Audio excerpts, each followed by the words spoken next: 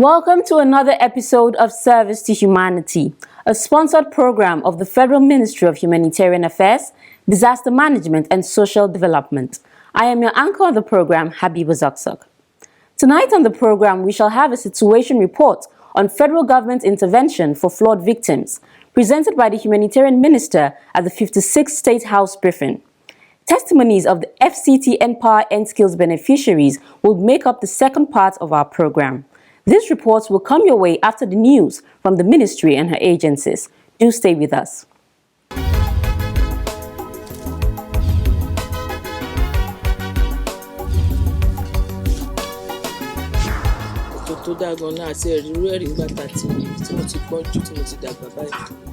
In fact, owó tó dáa gan nítorí bí mo ṣe gbà báyìí inú mi dùn gan ni tuntun wá jẹ́jọ́ tá nọjà àmú sáré kó lọjà mo lọ fara nǹkan tí ò sínú ṣọ́ọ̀bù torí ṣe là ń manage tẹ́lẹ̀ mo wá gbowó yẹn mo sáré lọ ra àwọn ọjà pẹ́pẹ́pẹ́ tí ó sì Ọlọ́run dẹ̀ ṣe yàrá ó ṣàǹfààní fún mi o torí pọ́kọ mi ti kú tipẹ́tipẹ́ mi nù lọ́ọ́ dùkátà àwọn ọmọ tọ́lọ́run fún mi so I'm manage mo yẹ gbowó yẹn ṣe mo táwọn fi rajà sórí gbánísì àtúnjèrè lórí ẹ̀ àwọn ọmọ yẹn náà àtúnjẹun èmi náà àtúnjẹ.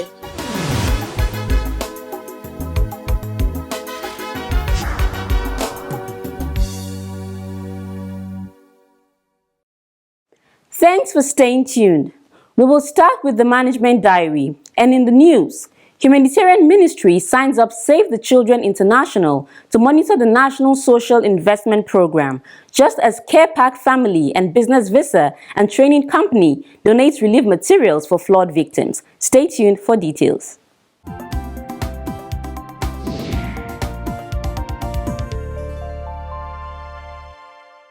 To build a nation where peace and justice shall reign. The Ministry of Humanitarian Affairs, Disaster Management and Social Development has signed a one-year partnership with Save the Children International to monitor the National Social Investment Program across the country. During the signing, which took place in Abuja on the 1st of November 2022, the Humanitarian Minister Hajia Sadia Umar Farouk noted that monitoring the NSIP and other ministry initiatives will boost public confidence in the administration and speed up the success of the NSIP in achieving the goal of Mr. President of lifting 100 million Nigerians from poverty by the year 2030. She added that under this M&E strategy, she has directed the involvement of civil society organizations as an extra layer of close monitoring to further encourage accountability, transparency, and efficacy. Through this partnership, the Save the Children International will also engage the services of many other civil society organizations to provide the third-party monitoring of the programs. And these CSOs will also provide independent reports on the NSIPs in the states they deliver their support. I want to believe that you are in many of the states of the Federation, many of these CSOs. So furthermore, they will also provide additional capacity building to the independent monitors that are already in the field, as well as carry out spot checks in locations of the NSIP implementation. The minister urged the CSOs and other relevant parties involved in the monitoring of the NSIP to approach the task with patriotism as part of their contribution to nation building. In his remarks, representative of the country director, Save the Children International, Emmanuel Mamu, expressed appreciation for the role and achievements of the ministry in advancing the well-being and development of Nigerians. Global best practices in implementing social interventions describe a process for mainstreaming social accountability through a step-by-step process that builds on communication and awareness activities, empowering beneficiaries as well. This establishes a process whereby ordinary citizens who are the beneficiaries of public service or just community members voice their needs and demands, and create opportunity to hold service providers and policymakers accountable for their performance. This will strengthen community participation in decision-making about the programs and ensure effective management of appeals and complaints. To improve delivery, Save the Children International will fund training of hand-picked independent monitors through civil society organizations. Additionally, they will occasionally conduct joint monitoring and evaluation visits with ministry staff in order to jointly monitor and evaluate CSOs and independent monitors.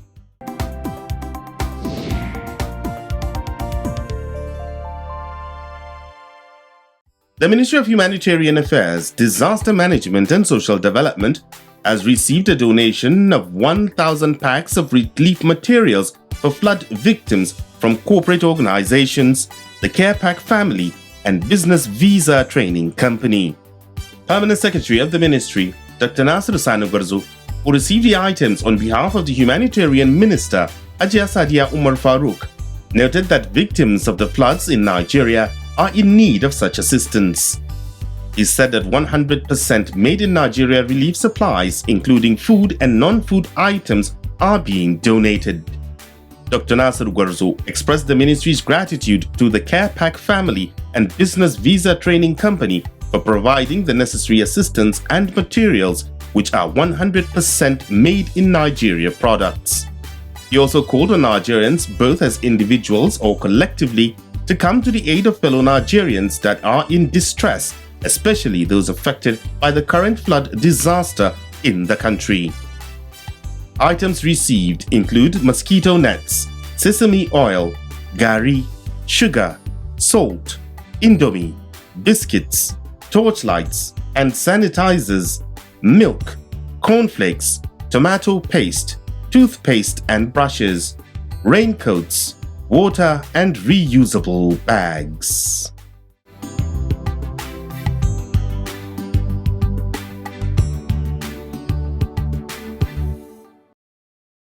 Welcome back.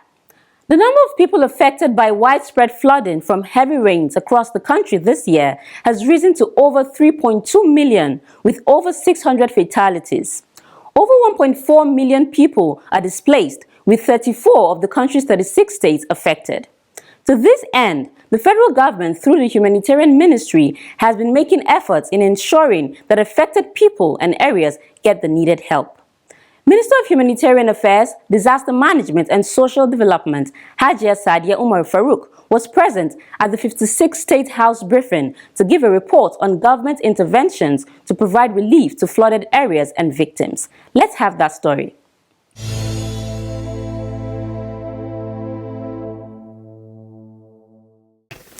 This session will be anchored by the Honorable Minister, who would also introduce the DG NEMA to also make a presentation. Ministry of Humanitarian Affairs, Disaster Management and Social Development was at the 56th State House briefing to provide updates on the strides being made by the federal government through the ministry and its agencies. The briefing of Humanitarian Affairs Minister Hajiya Sadiya Umar Farooq focused on federal government's provision of palliatives and emergency assistance to Nigerians that have been impacted by the recent floods which affected various regions of the country. This is to say that the government was fully on top of the situation and we were prepared. Making her presentation, the minister noted that on the 17th of February 2022, the Nigerian Meteorological Agency presented its seasonal climate prediction for 2022 to the public at an event which was given maximum coverage by the press.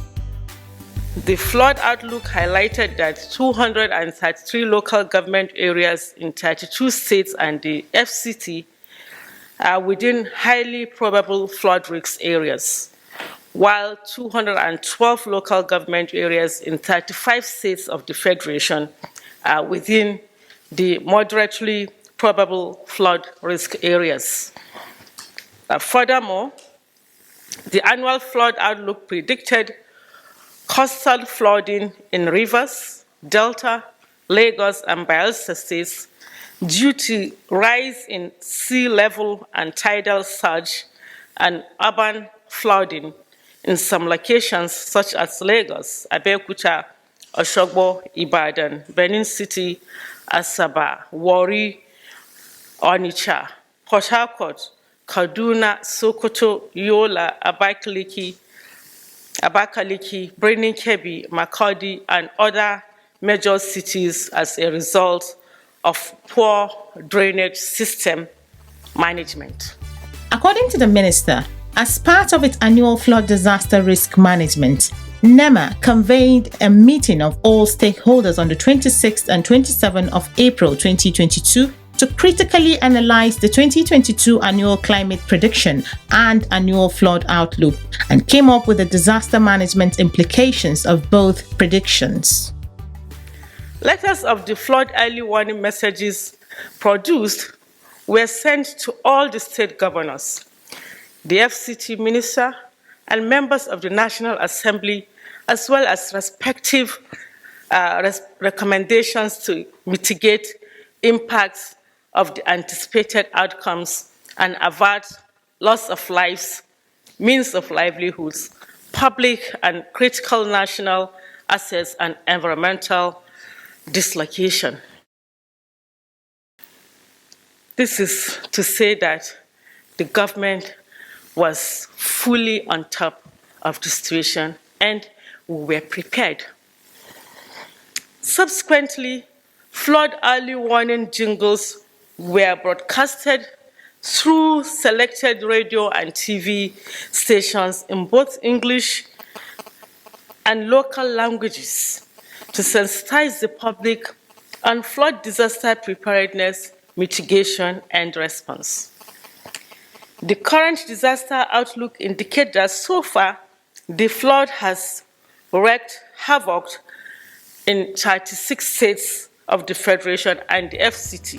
Farouk reported that 612 lives were lost, with over 3 million houses affected, over 1.4 million persons displaced, and 2,776 others injured, all as a result of the floods. Also, a total of 181,600 houses have been partially damaged, while 123,807 houses have been totally damaged.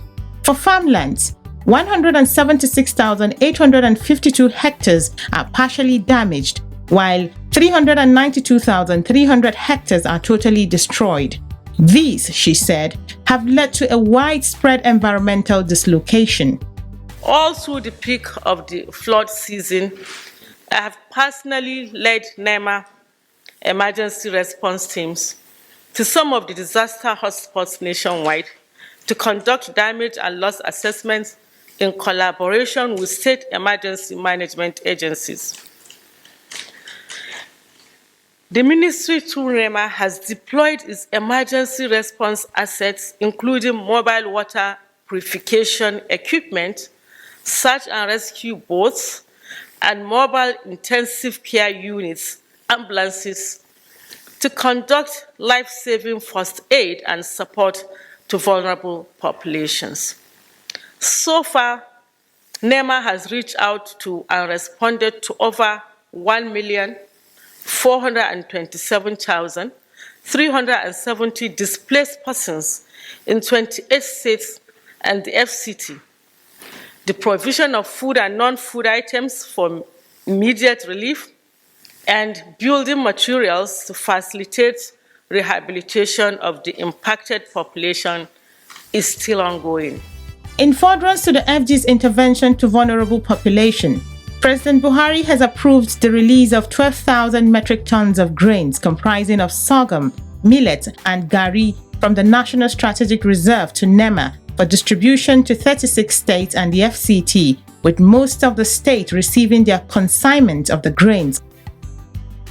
Another donation of assorted foodstuffs to NEMA worth 1.5 billion naira was also made by the Presidential Committee on Flood Relief and Rehabilitation.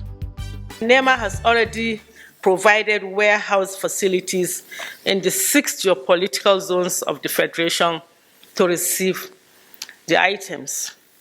A plan has also been put in place by NEMA to transport and hand over the relief materials to the state government and the FCT authority. After her presentation, the minister entertained questions from journalists. One of the questions was on the plan of the ministry and NEMA in the distribution of palliatives to avoid items being hoarded, as was the case during the COVID-19 pandemic.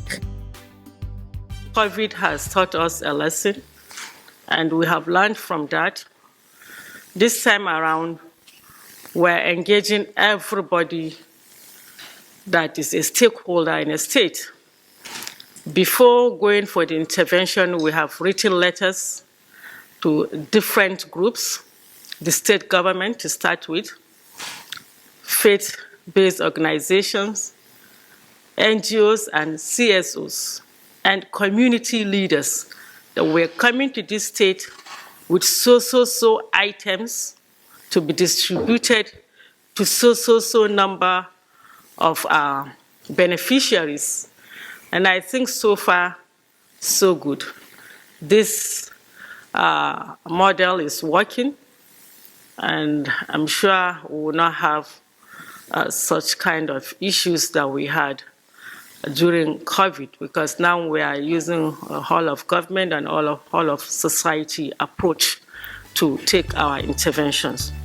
Also, on the allegations of looting or diversion of palliatives and other relief items meant for flood victims and support from the United States government, the minister had this to say. We have not received any official complaint on this, but I assure you that we have engaged the services of security agencies to support us secure our warehouses in the states. And when we're doing even the distributions, they are present there. I've not received any official complaint on looting, but we'll go back and ask questions. Another question was on the complaint by some state government, especially Benue State, that the federal government was not giving relief support in their states. I've mentioned that we have officers in all the states, and they are supporting the state officials to give support to these victims. Where it is possible for us to visit, we have visited. But the most important thing is the response, which we have given a very quick response to the states affected, Benue inclusive.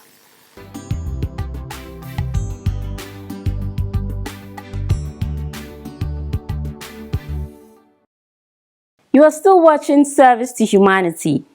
Our success story is up next, and we shall look at stories from the N-Power program of the National Social Investment Program.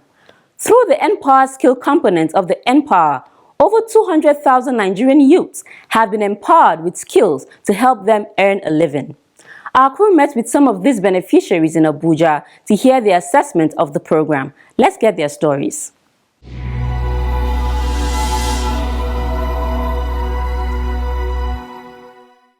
Without the use of this multimeter, it's as if you are doing try and let me see whether it go. The main thrust of the N-Skills program is to equip beneficiaries with various skills ranging from phone repairs, carpentry, automobile repairs, among others. This is solely for the purpose of creating employment for the teeming population of Nigerian youths. Some of the beneficiaries of the N-Skill program from the FCT Training Center share their experiences with us. Government are trying to train us how to repair smartphone and service, of which we start this by the life skill program. That is, they are teaching us, they are encouraging us how to be serious on whatever that we are learning here. A gaskiya jami'an suke zo su koya mana The officials teaching us the practicals are doing well. They are giving us all necessary materials for training. They give us caps, shirts, and also this handout to consult during the training.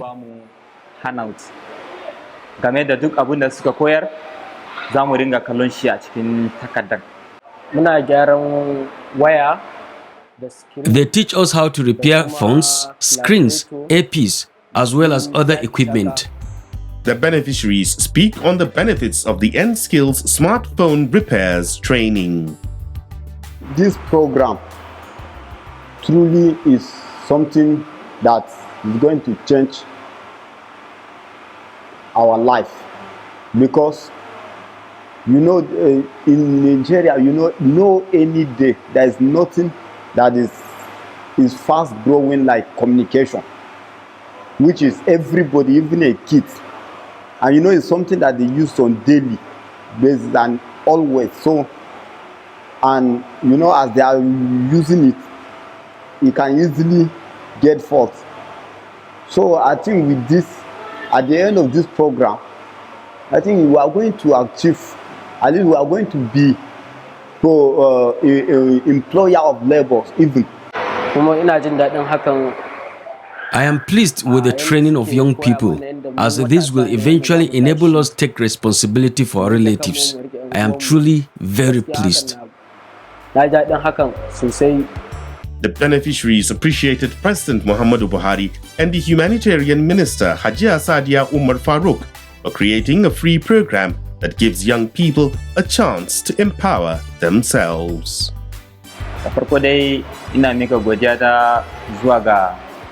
President Muhammadu Buhari.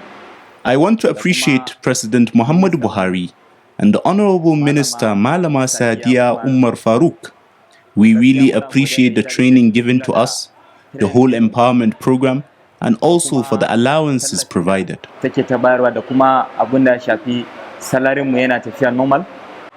government have done a lot since from the beginning, the way they tell us, and we are seeing it. Because it's not easy.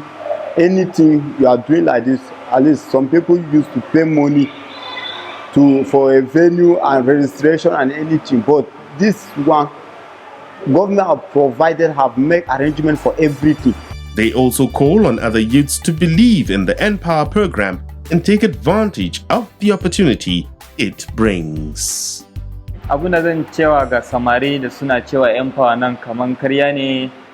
My advice to young people who do not believe N-Power is real is that they should not listen to people who say the program is not working.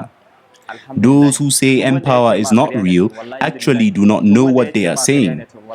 The scheme is real, and we are beneficiaries.